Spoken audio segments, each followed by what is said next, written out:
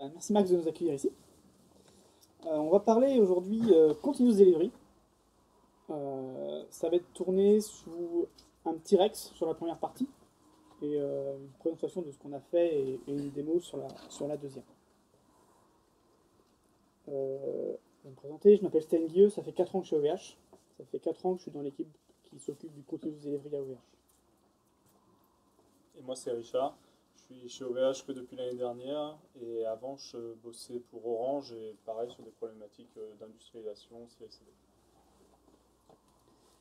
C'est parti. On va remonter, pas si loin que ça, on va remonter en 2014. 2014, OVH a envie d'accélérer. OVH accélère un peu toujours, mais là d'autant plus. Ça fait 15 ans qu'OVH existe et qu'on a bâti un gros legacy, des gros monolithes, il y en a plusieurs. Et ça devient compliqué de développer plus vite à cause de ce gros monolithe. Que ce soit au niveau de temps de prod, rajouter des features, etc. La techno c'est du peur, les gens en 2014 ils ont envie de changer et de faire des choses peut-être un peu plus récentes. Du coup les équipes vont partir sur des architectures plutôt orientées microservices qui vont graviter autour de ce monolithe, parce que on ne peut pas non plus le casser, quand même, toutes les fonctionnalités sont dedans, mais petit à petit externaliser les petits bouts dans une architecture plutôt microservice. Ça va changer beaucoup de choses. Le monolithe il était géré par une certaine équipe qui gérait ça. Les gens qui vont développer leur microservice, c'est eux qui vont avoir la main sur leur application du développement jusqu'à la mise en prod. Ils vont donc avoir besoin forcément de s'outiller pour ça. Donc certaines équipes sont un peu sensibles à tout ce qui est continuous delivery et intégration continue, donc vont mettre en place certains outils. Donc on va retrouver des Jenkins, on va retrouver des GitLab, on va retrouver des scripts shell qui automatisent des choses, on va retrouver des git tools pour mettre en prod, parce que modifier statique, finalement ça marche. Hein. C'est pas top, mais ça fait le boulot. Donc c'est une partie des équipes. Les gens qui font de l'infra, eux, ils sont un peu plus emmerdés. Ils ont besoin de déployer des infras pour tester, etc. Donc c'est un peu plus compliqué. Du coup, en 2015, OVH va décider de mettre en place une équipe de continuous delivery pour l'ensemble de la boîte. Donc le but, c'est de proposer tout l'écosystème de continuous delivery. Donc c'est le hoster de code, l'outil qui va builder et déployer, les hosters d'artefacts, etc. Donc c'est tout l'écosystème. Le but étant de mutualiser et pas que chaque équipe maintienne sa propre infra de continuous delivery ou de l'intégration continue, mutualiser les développements, etc. C'est histoire de ne pas perdre de temps. Un autre but, c'est aussi d'évangéliser les bonnes pratiques, que tout le monde n'est pas sensible à ces problématiques de continuous delivery et d'intégration continue. Bref rappel sur le continuous delivery, c'est très macro. Le but, c'est d'automatiser du push jusqu'à la mise en prod. Que ça aille pas en prod automatiquement, c'est pas grave. Il faut que le principe de mettre en prod, ce soit un clic bouton. Le but est d'avoir aucune action manuelle sur un environnement de prod. Personne ne se connecte en SSH en route et puis dit oh, j'installe mon truc. Ça, c'est pas bien. Du coup, début 2015, actuellement, OVH utilise Gitolit, un gros Gitolit, c'est pas très pratique.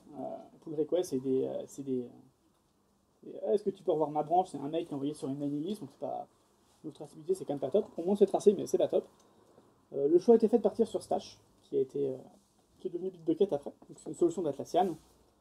Pas de raison particulière par rapport à un autre hoster de code. C'était intégré à Atlassian. On avait déjà un Jira, un Confluence. Ça fait un peu de magie, c'est cool. Et sur la partie build, vu qu'il n'y avait absolument rien, le choix a été fait de partir sur Bamboo. Il fallait un outil qui implémente nativement les principes de continuous delivery. Donc il y a beaucoup d'outils sur le marché qui font de l'intégration continue. On est en début 2015. Hein. Ils font beaucoup d'intégration continue, mais il n'y a pas les notions de continuous delivery. Donc des notions de déploiement, des notions d'environnement sur lesquelles on déploie. Ça n'existe pas. Ou très peu. Donc on est parti sur Bamboo parce que ça faisait ça. C'est Atlassian, donc c'est intégré à tout l'écosystème qu'on a déjà. Donc ça c'est cool. Il y a l'air d'avoir une gestion des accès qui est assez fine. Et c'est facile à mettre en place. C'est bien packagé. Donc on part là-dessus, et on se dit, on va laisser passer quelques mois, et on va voir ce qui se passe. Sachant que l'équipe, en mars, l'équipe, là, c'est 2 personnes qui sont là depuis quelques mois, donc on ne peut pas connaître tout 15 ans d'OVH et savoir comment on build l'OVH. Donc le but c'est de poker et voir ce que ça donne. L'outil a été plutôt bien accueilli au départ, ne serait-ce que par la bonne intégration. Donc ce qui est cool avec Bamboo, c'est on build, donc on a des notions de pipeline de build, donc on définit son pipeline de build, etc. On génère un artefact, et à côté on va définir des pipelines de déploiement. Les pipelines de déploiement, on les applique sur des environnements qu'on définit. C'est assez clair, ça génère des changelogs automatiquement parce que c'est connecté à Jira, etc. On voit exactement ce qu'on fait, c'est plutôt cool. Par contre, il n'a pas supporté le scale. C'est un gros master, donc un peu à la Jenkins, à la GitLab, c'est un espèce de gros master qui met tout sur disque. Et il n'a pas supporté. Il y a certaines pages qui devenaient trop longues, plusieurs minutes pour certaines pages, vraiment les plans de déploiement plusieurs minutes, donc ça commence à devenir un peu chiant. On a du mal à scaler lorsqu'il y a beaucoup de gens commit. Toutes les ressources de build sont prises.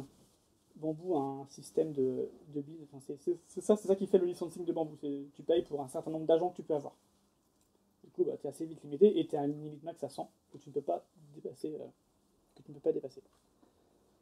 Donc ça pose problématique, les gens passent beaucoup de temps, ils attendent peut-être une demi-heure, une heure. Il y en a qui déploient 150 microservices qui font une node du npm install, donc ça prend du temps. Les gens aimeraient automatiser, ils n'ont pas d'API. Il y a une API de consultation, mais tu ne peux pas éditer des pipelines, etc. Tu ne peux pas lancer des déploiements. Il n'y a pas de CLI. Ça commence à devenir un peu problématique. Du coup, nous on a pris tous les retours et on a vu un peu ce que faisaient les gens à OVH. On venait d'arriver quelque part et on ne peut pas savoir. Alors qu'est-ce que c'est que déployer un logiciel OVH? C'est plein de langages. Donc au début il y avait beaucoup de Perl, et quand les microservices sont arrivés, chacun a pris son langage de prédilection. Donc on a du Python, du Rust, du Go, du Java, du Scala, du Node. On retrouve plein de choses, dans des versions forcément différentes à chaque fois. Et on build pour différents OS. On utilise différentes plateformes.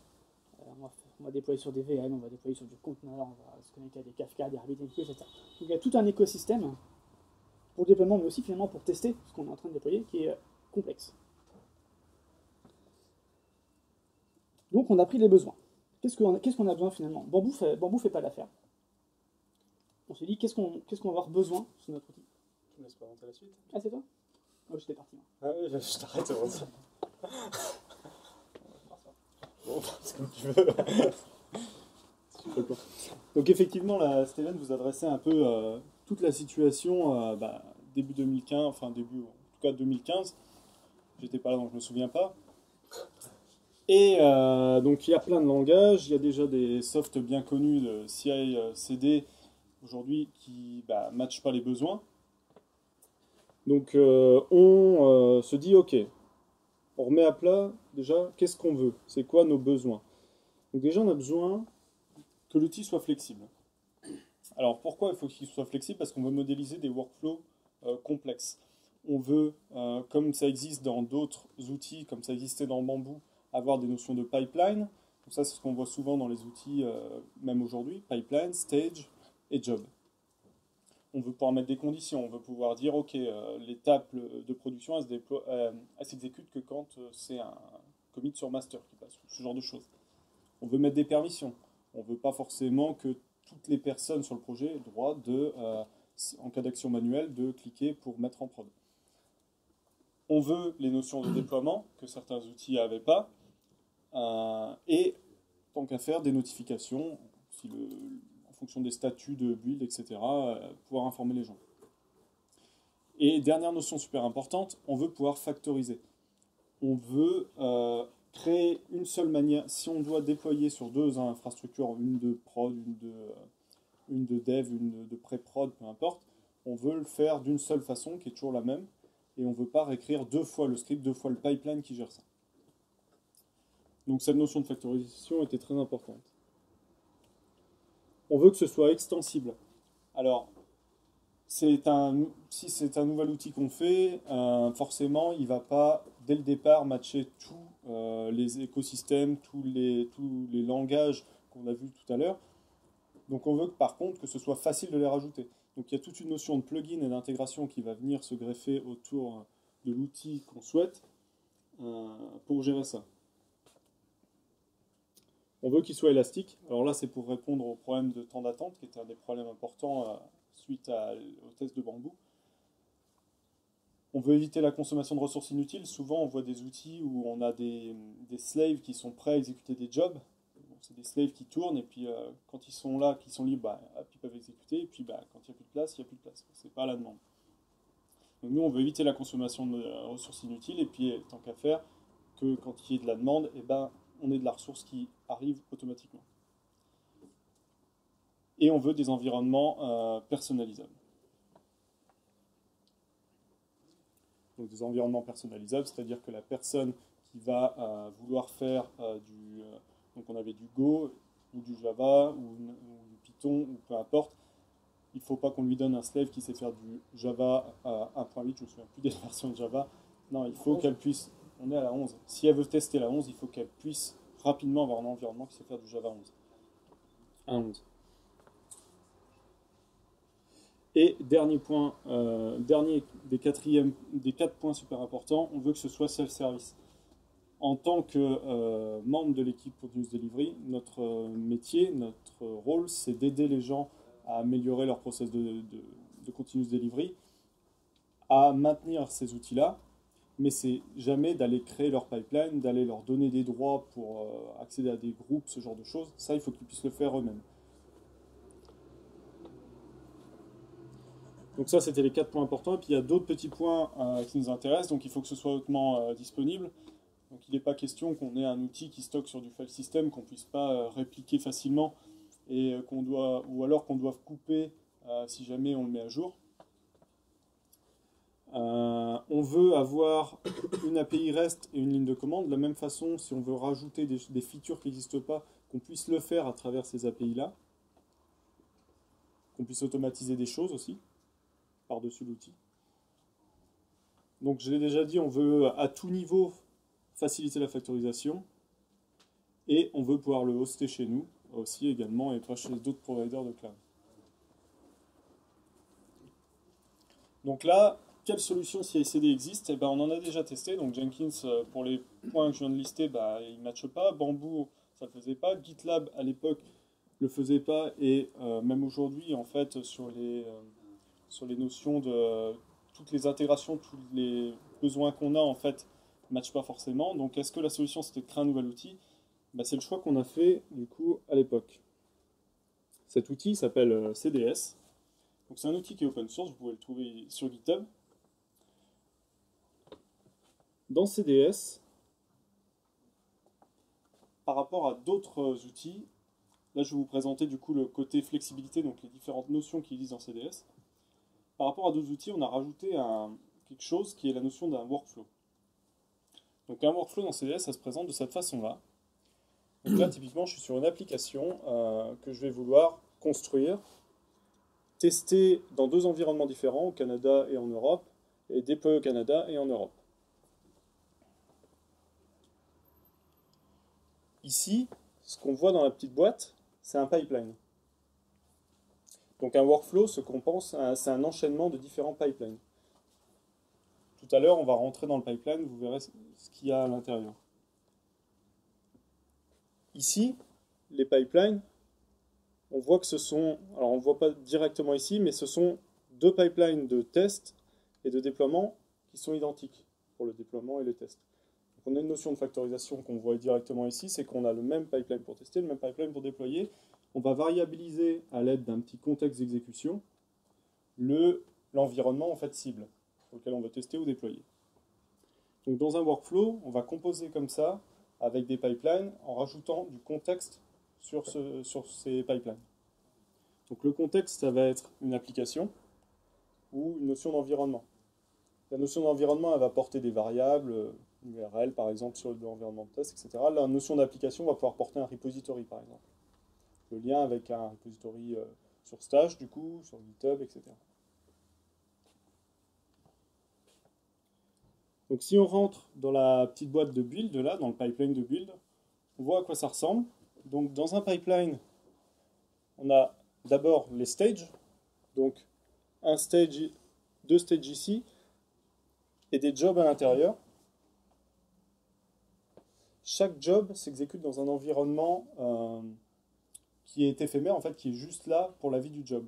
Donc c'est-à-dire que ici on va pouvoir par exemple compiler sur Darwin, donc sur un Mac, etc. Ici sur Linux, on va peut-être pour Linux démarrer une VM, démarrer un conteneur pour exécuter le script qui est exécuté. Si on construit des choses ici et qu'on veut les réutiliser dans un job suivant, on va passer par des mécanismes de stockage d'artefacts, etc. On ne va pas avoir un workspace partagé. Le workspace est droppé à chaque fois que le job se termine. Une fois que tous les jobs d'un stage sont exécutés, on passe au stage suivant. Il y a une notion de parallélisme ici, sur un stage. Hop. Donc là, la notion de petit worker, donc c'est ce que je vous disais, un worker pour un job.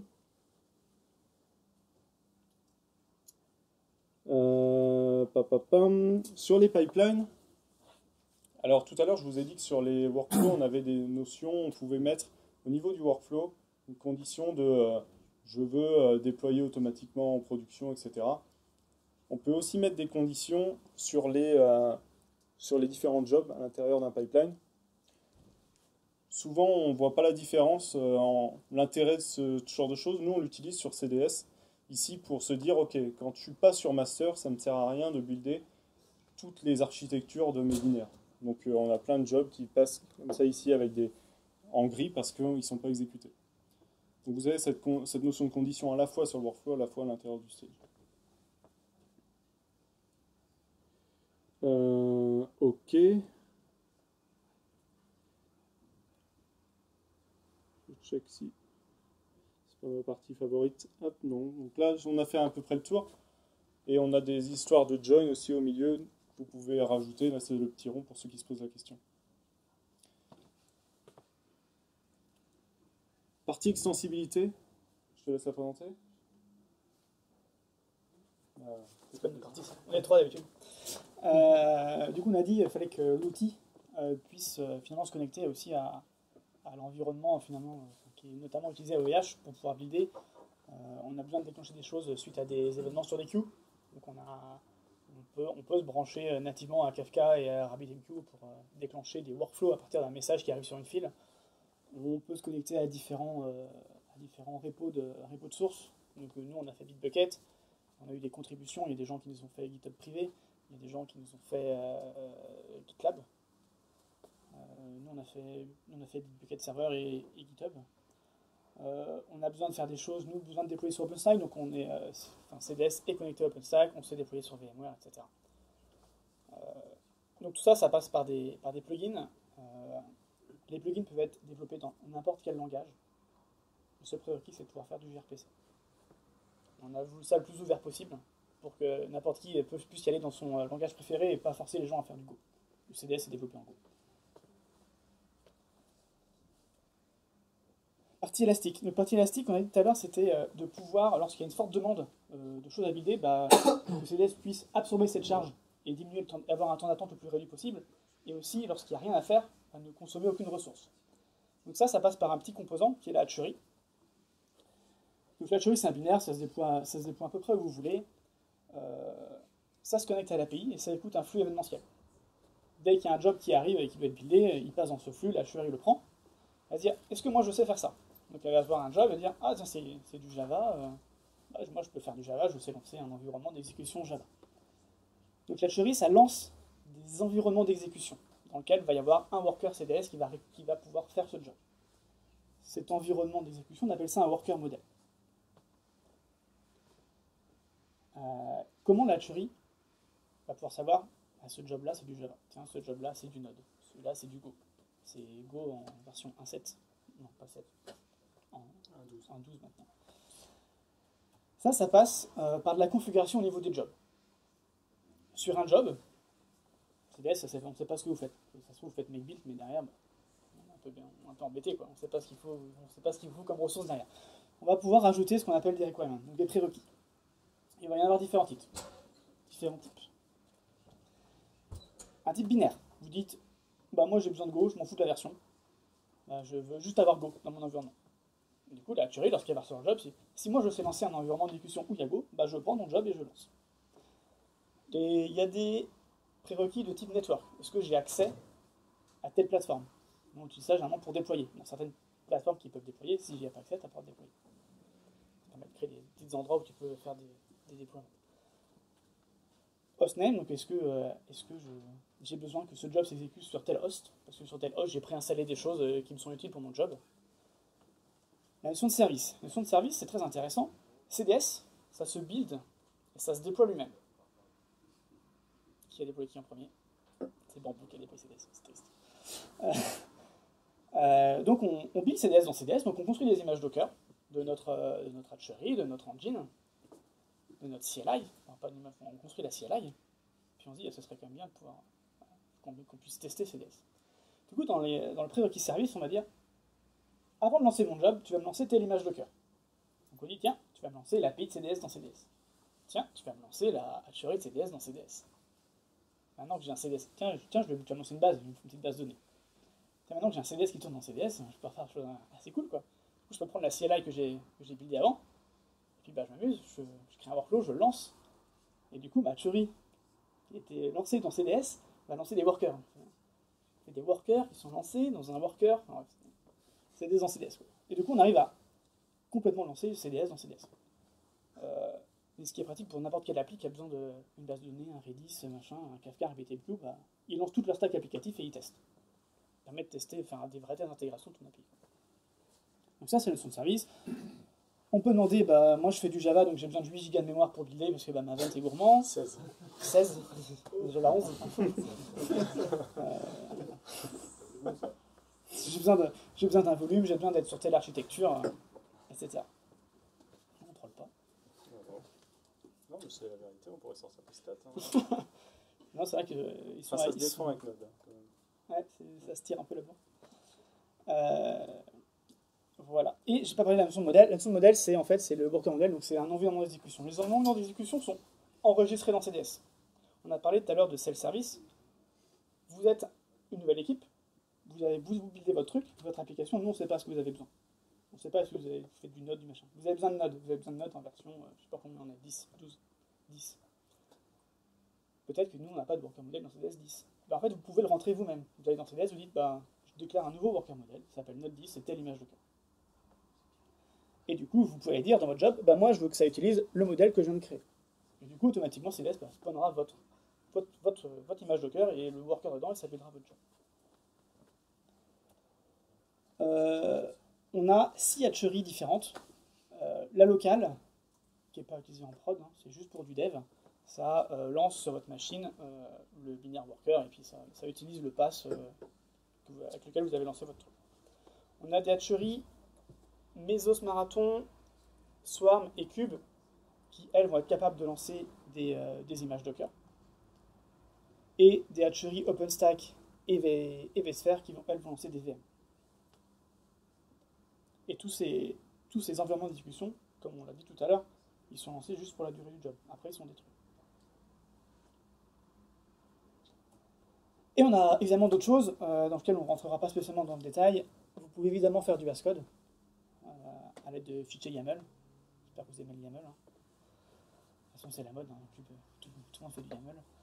On a des modèles de workflow. Tout à l'heure, on a parlé de factorisation au niveau pipeline. Pouvoir réutiliser un pipeline finalement et juste changer son contexte. Quand vous déployez 150 microservices, tous de la même manière, vous avez peut-être 150 workflows ou un workflow qui déploie les 150, ça c'est pas de problème. Si vous avez plein de workflows, c'est un peu chiant de les éditer tous un par un, quoi. Du coup, vous pouvez générer un modèle de workflow, donc c'est un template, et lorsque vous le modifiez, et générer vos workflows à partir de ce modèle, et lorsque vous modifiez le modèle, vous pouvez appliquer les changements sur l'ensemble. Le but est d'avoir un seul endroit modifié et pas à s'amuser à tout changer. Sur Bamboo, on avait des gens qui ouvraient 80 onglets pour modifier tout leur pipeline. Et on a une intégration de commande qui tape l'API de la même manière que lui. Qui reprend toutes les features du front-end en fait. Voilà. Les deux sont synchro, il n'y a aucune feature qui n'est pas présente dans lui, qui n'est pas présente dans la CLI et vice versa. Quelques chiffres avant de faire une démo. En 2018, on a réussi à spawner quasiment 6 millions de workers. Donc ça fait à peu près 6 millions de jobs à raison de 12 000 compteurs par jour et 3 000 VM par semaine. Par jour. Ah, c'est par jour. Actuellement, CDS, ça gère 3000 workflows, 250 projets, 700 utilisateurs. On a dépassé les 2100 stars, je ne chiffre pas. Il y a un peu de popularité pardon, sur GitHub, et c'est ça qui est intéressant, c'est qu'aujourd'hui, on a des contributeurs qui nous rajoutent typiquement de l'intégration avec des produits Amazon pour stocker des fichiers. Chose qu'on n'aurait pas fait. Chose qu'on n'aurait pas fait parce que déjà, on n'a pas le besoin. Voilà. Mais c'est pas c'est Vente Privée qui a fait l'intégration GitLab. Ce genre de choses. Voilà, démo. Tu peux passer le slide, je ne sais pas si je vais revenir après dessus. Donc on a une équipe de 5 pour gérer tout ça. On est sur GitHub s'il y a des questions. On est dispo. Tiens, en termes de chiffres, je crois qu'on ne le dit pas souvent, mais pour gérer tout ça, on a 6 API qui sont lancées. Et ça prend 500 mégas de mémoire. C'est pour vous donner par rapport à Jenkins qui peut prendre 4, 8. C'était pas pour troller.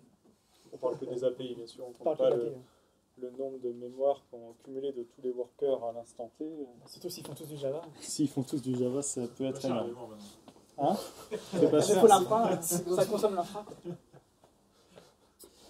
Du coup, on va basculer sur une petite démo. Alors, je vais changer simplement l'affichage pour que ça me facilite la vie. Ok, nickel. Donc, je vais nettoyer tout ça. Donc, la petite démo que je vais essayer de vous faire, là, si tout se passe bien, je vais partir d'un projet qui existe. Alors, ce projet qui existe, il est stocké sur GitLab, dans un repo GitLab public. Et il n'y a rien dedans, quasiment. Il y a juste un programme Go. Ce programme Go, il print Hello World, il me semble. Hop. Je n'ai pas dû le changer depuis. Voilà, il affiche Hello World. J'ai ce genre de projet, je suis dans le cas d'utilisation de CDS par un nouvel utilisateur, en fait, quelqu'un qui veut bootstrapper le CI/CD sur son projet. Pour faire ça, tout à l'heure, on vous a parlé de la feature qui est le workflow template. Alors, en fait, elle a deux usages. Elle a le premier, qu'a décrit Steven, c'est la factorisation. Le deuxième, c'est faciliter le bootstrapping d'un workflow. Et typiquement, ici, c'est ce que je vais vouloir utiliser. Je vais vouloir utiliser un template qui va juste me construire un workflow de base. Alors là, qui n'est pas adapté du tout au fait de vouloir faire du Golang, mais qui pourra. Donc, je vais créer ça avec vous. Donc, je vais utiliser la command line pendant le début, et puis tout à l'heure, on repassera sur lui. Donc, je vais juste lancer la commande cds-ctl, donc notre ligne de commande, notre binaire de ligne de commande, template et apply. Donc, il va pouvoir, c'est interactif, il va me poser des questions.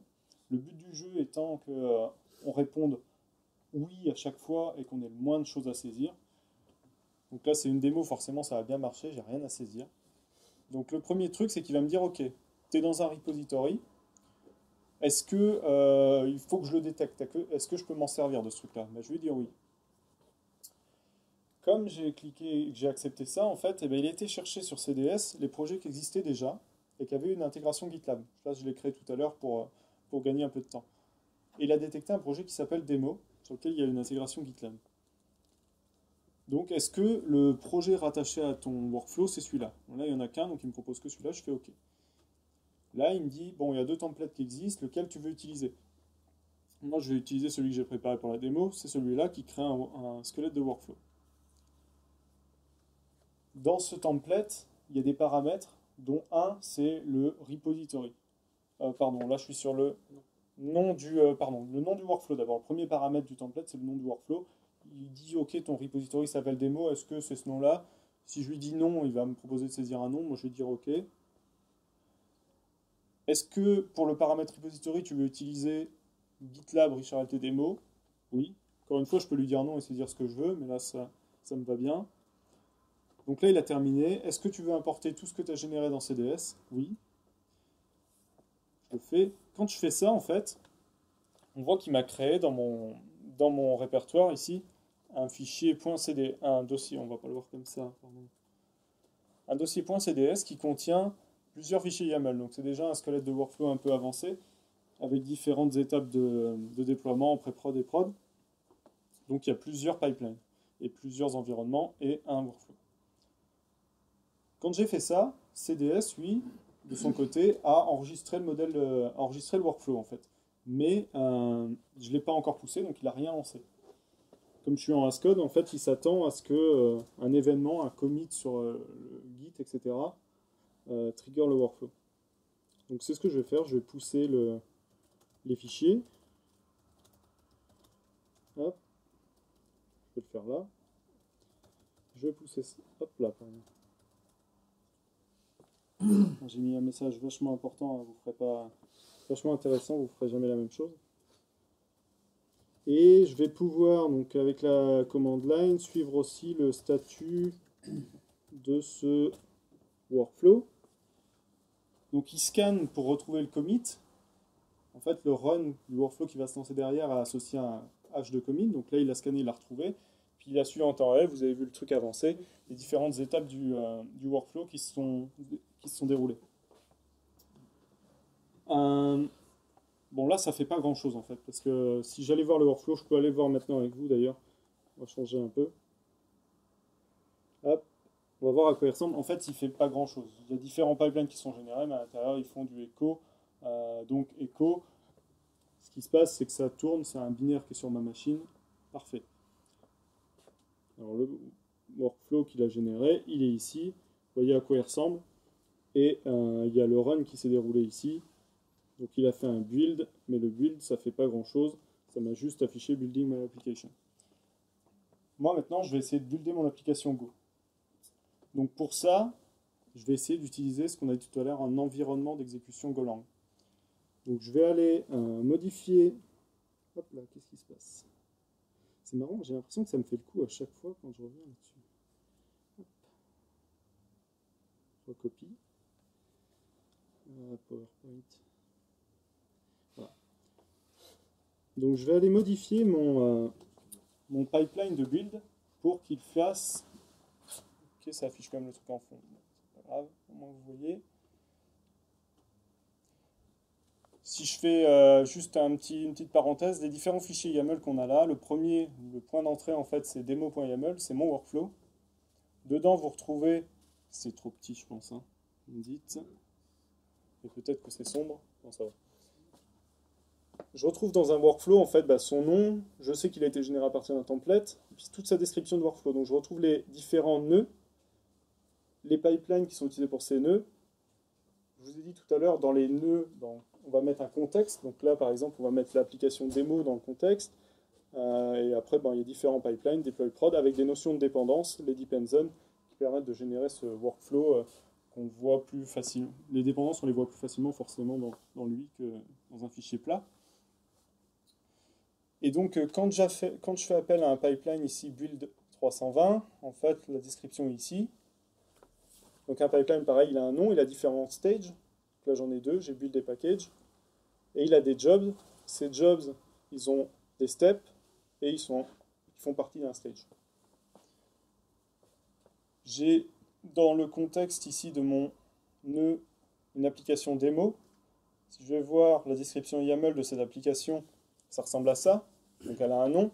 Et je vous ai dit tout à l'heure, l'application, c'est ce qui va nous permettre notamment de porter le lien avec un repository, avec du code derrière. Donc là, je lui dis, il y a un serveur VCS, c'est GitLab, et le repo, c'est Richard ALT démo. C'est public, il n'y a pas de notion de clé. Si jamais j'avais été sur du clone SSH, j'aurais vu la clé privée, le nom de la clé privée que je vais utiliser, etc. là-dedans. Donc si c'est OK pour vous, on va avancer et on va se dire, OK, je veux builder mon application Go.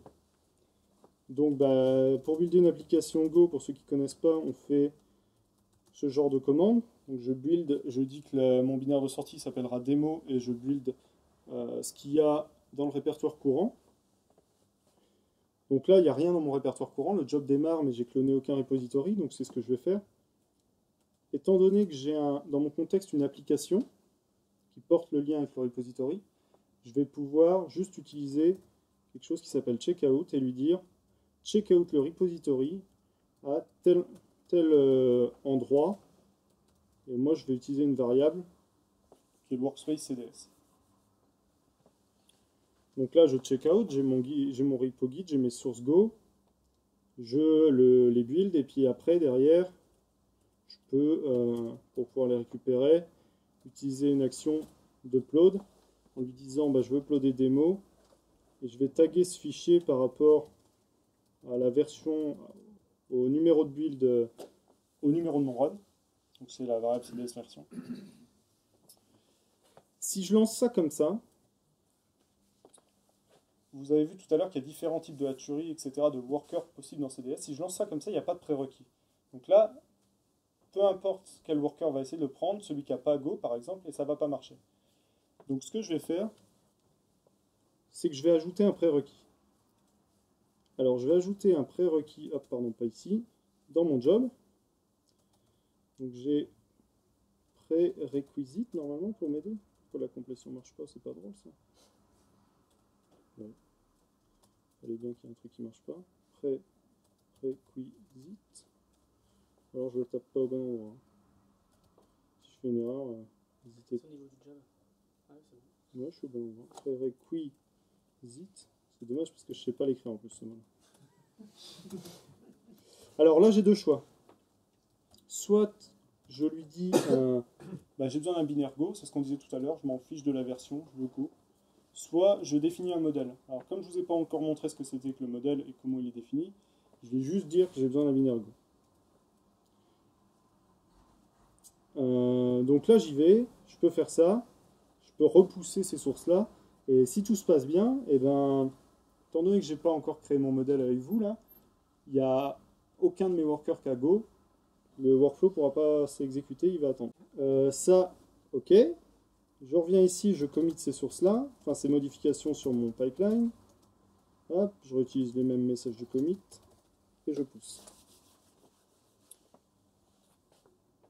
Ce qu'on va faire, c'est qu'on va aller voir ce qui se passe dans lui. Ça peut être intéressant. Alors, a priori, il ne me l'a pas encore lancé. Je vais rafraîchir parce qu'en local, je ne suis pas sûr qu'il reçoive mes événements correctement. Hop. Je vais lancer la version de dev. C'est un peu long. Ok. Bon, là, visiblement, je me suis trompé dans la syntaxe. C'est intéressant, on va voir pourquoi. Non, go not found. En fait, il a lancé avec un worker. Là, en fait, j'ai deux hatcheries qui tournent sur mon ordinateur. J'ai une hatcherie locale et une hatcherie pour lancer du swarm, en fait. La hatcherie locale, elle a vu un job passer, elle a dit ouais, je peux le prendre. Manque de bol, bah là, elle n'avait pas ce qu'il fallait. T'as dû te foirer dans ton prérequis. Mais j'ai dû me foirer quand même dans mon prérequis parce que c'est vrai que sinon, elle l'aurait pas pris. T'as raison. Mais c'est-à-dire que la hatcherie, du coup, c'est une vraie machine. C'est le host qui porte les binaires. C'est un binaire qui tourne et dès qu'elle voit un truc, elle lance le binaire worker. Pour la hatcherie locale. Tu dis que t'as pas Go, donc Pardon. l'environnement de ta hatcherie, c'est comme si c'était un host. C'est le pass du tournoi. Okay. C'est le pass avec lequel elle a été. Du user avec lequel elle a été lancée. Ah, j'ai écrit Git.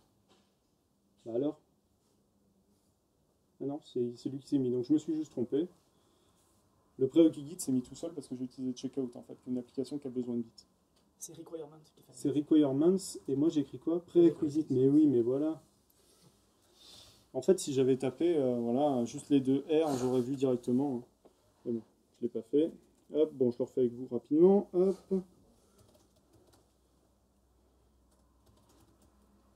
On a encore le temps, hein. Vous me dites. Ok, on revient là. Tac. Donc là, c'est parti. Construction du workflow. Là, on voit ce qui se passe en fait en arrière-plan, c'est qu'il est en train de cloner le repository. Bon, je suis en local sur ma petite connexion, donc visiblement c'est un peu long. On va le laisser faire.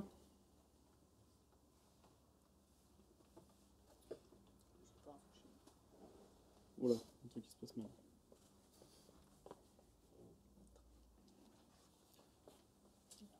Hop, peut-être repasser là, c'est peut-être plus efficace. Workflow, statut. Voilà, bon là on le voit. Il est en train de bloquer sur l'étape de build, en fait, il fait rien. Parce qu'il dit, je peux rien démarrer.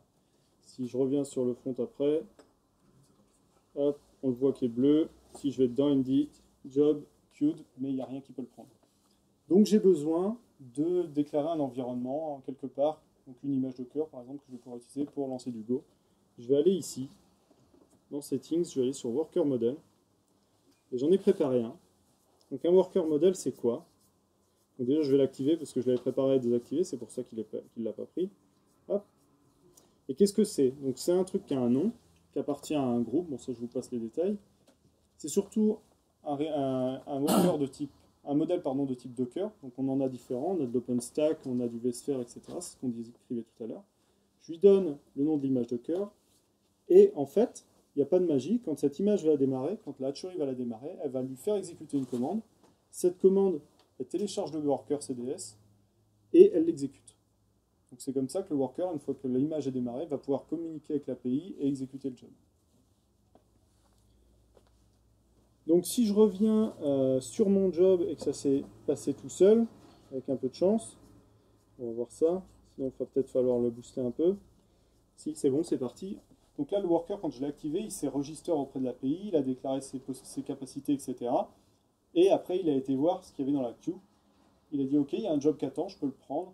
C'est ce qu'il a fait, il a démarré. Et là, du coup, mon application, c'est cool. Il y avait Go, donc elle a pu se builder. Là, on est dans le package, mais on peut le voir ici. Il a affiché building, la ligne de Go ne fait pas de log, mais il l'a fait. Dans mes artefacts, j'ai mon démo. Et tant qu'à faire, si je le récupère ici, je pense que on peut l'exécuter. Je vais voir ça en coin. Donc on est sur le run 3. Vous voyez que j'avais laissé la commande statut track, c'est terminé derrière. Si j'exécute, c'est pas le bon format parce que j'ai buildé pour Linux et je suis format.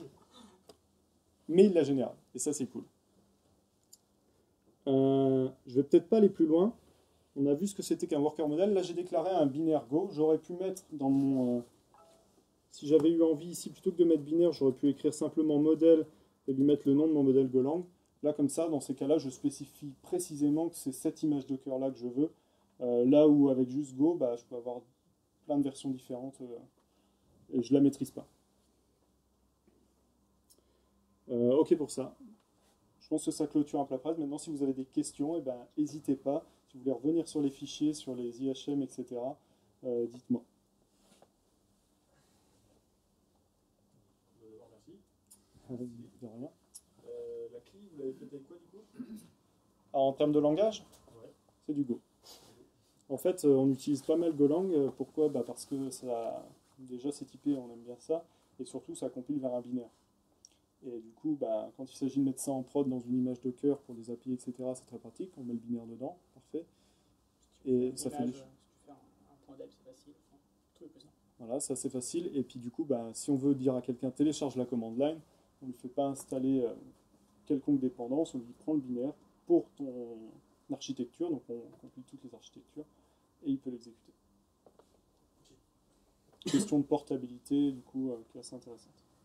Et elle est présente du coup dans CDS, dans votre répertoire GitLab, tu disais que c'était public. Enfin, sur release en public, toutes les releases sont publiées sur GitHub. Ouais, effectivement. Et du coup, sur GitHub, tu as tout. Il y a tout. Et en fait, quand on installe CDS ou quand on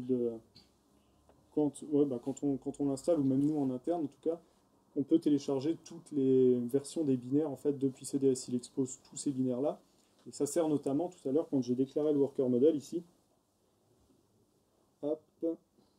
Pardon, ça c'est le modèle de workflow. Hop, je vais aller là. Vous voyez que j'ai dit à un moment donné, hop, j'ai variabilisé uname là dans le lien de téléchargement.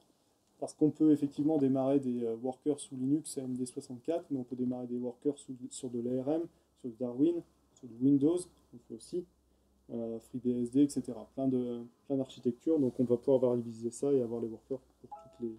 C'est des choses qui sortent un peu tout seul, pas besoin de les taper. Effectivement, il y a un pattern ici pour remplir tout ça. Du coup, là, sur les modèles de workers, tu les backups dans une base de données au niveau CDS, mais tu peux pas les appeler directement en YAML depuis ton projet? Si. Ouais.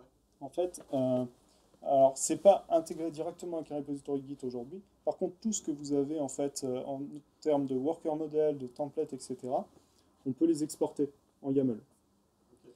Donc, à partir du moment où on peut les exporter en YAML, on va pouvoir les stocker dans un repo et rajouter. C'est là que c'est intéressant d'avoir une CLI. En fait, on va pouvoir rajouter un workflow, par exemple, pour automatiser le fait de j'ai mon repository qui a changé, et j'utilise la CLI pour réimporter l'action, le template, le worker model, peu importe, toutes ces notions-là. Après, ton modèle, il faut qu'il soit enregistré dans CDS parce que ton modèle, quand tu le sautes dans CDS, il va se register. Et en gros, CDS va lui dire, ok, bah, dans tous les jobs CDS, il y a des gens qui veulent tel binaire, tel binaire, tel binaire. Et ce Worker model, il va dire, ok, bah, moi, ça, je sais faire, ça, je sais faire, ça, je sais faire, ça, je sais faire. C'est quelque chose qui se construit dynamiquement. Et il a besoin d'être enregistré. Et cette image qu'on voit là, donc Golang par exemple, que, quand je l'ai lancé, bah, mon script a utilisé différentes sous-commandes là. Du coup, le fait de les avoir détectés dans le pass, il va les stocker comme ça. Ce qui permettra, si jamais quelqu'un met un prérequis binaire Git sur n'importe quel job, et bien, ce worker-là va dire ok, moi je peux le prendre. Et si quelqu'un rajoute, moi je veux FPM, c'est la première fois qu'il était rajouté, la CDS va scheduler le régisseur de tout le worker model pour voir qui peut le faire. J'ai une autre question du coup. Ouais. Parce que là, du coup, en local, ça nécessite d'avoir la tuerie en local. Est-ce qu'on peut servir de la tuerie OVH avec je sais pas, du pricing, en gros, rien buildé en local, juste connecté, couché. Alors il n'y a pas d'offre OVH. Ouais. Donc, Ok.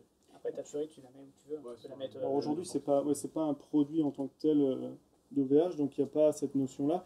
La hatchery, tu la fais tourner. Là, moi en local, j'ai une locale et une swarm, donc pour faire du Docker. Rien ne m'empêcherait d'acheter des VM chez OVH, de mettre des hatchery swarm, d'installer Docker dessus pour pouvoir l'exécuter. Et ce qui pourrait être fait aussi intéressant, c'est que chez OVH, c'est de l'OpenStack qui est exposé, ou même s'il y avait besoin chez AWS, etc., on peut créer une hatchery, par exemple Google, AWS, qui sait booter une VM, exécuter le job et la delete. En fait. Chez OVH, ce serait plus facile parce que c'est de l'OpenStack et il y a déjà une hatchery OpenStack. Je n'ai pas bien compris la notion de template tout à l'heure. Ouais. En fait, il importait tout et du coup, tu décrivais tout de façon.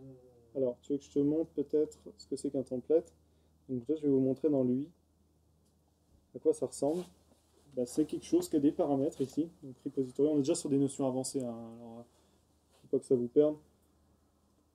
Et j'ai mes différents fichiers ici, donc ceux qui m'ont été générés tout à l'heure.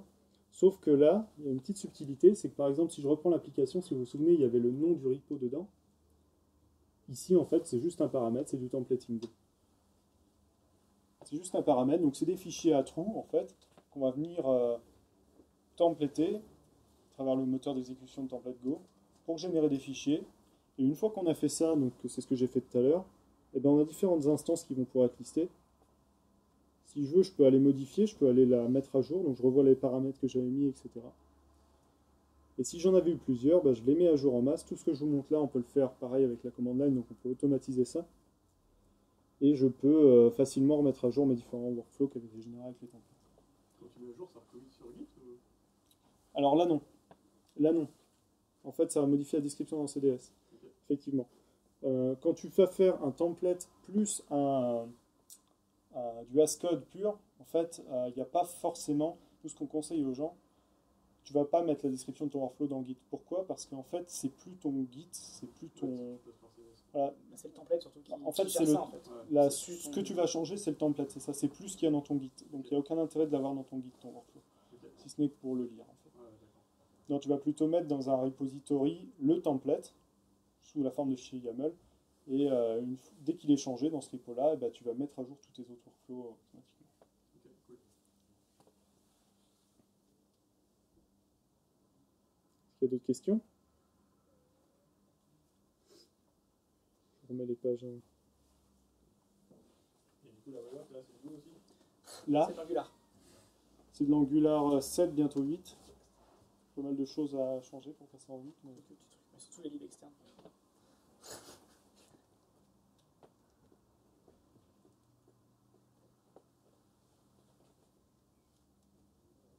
Pas d'autres questions? En tout cas, n'hésitez pas si jamais vous avez envie de discuter, si vous avez des questions, des interrogations sur ce projet-là, à venir sur le Gitter.